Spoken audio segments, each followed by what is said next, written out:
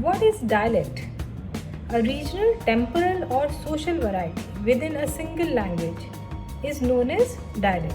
It is the product of individuals' geographical and class origin. So, first we'll talk about the geographical one. There is no clear qualitative linguistic measure to indicate where difference of dialect becomes difference of language. So, dialect is a variation of language sufficiently different to be considered as a separate entity, but not different enough to be classed as a separate language. So dialect is not a separate language. It can be considered as a separate entity due to geographical or social reason.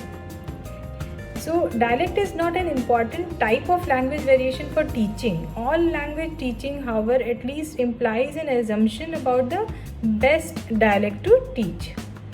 Dialects are dialects not because of linguistic reasons, but because of the political and cultural reasons. It is customary to describe them as a varieties of a language according to users.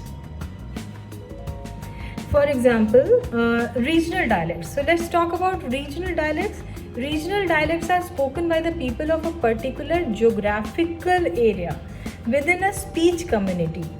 Like Cockney is spoken in London. So people of London, they talk in Cockney. Like if they talk think, instead of th, they will say f. So they'll say think.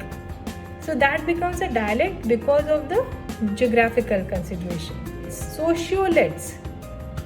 Sociolets are spoken by the members of a particular group or stratum of a speech community, while a variety of language used at a particular stage in its historical development may be termed as a temporal dialect, such as Prakrit in India.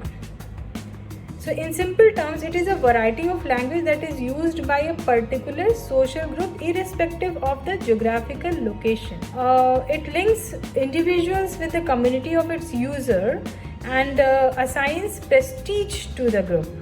So it's a group that use a different dialect, different kind of dialect. It also serves as an important identity marker, distinguishing thus a particular group from others.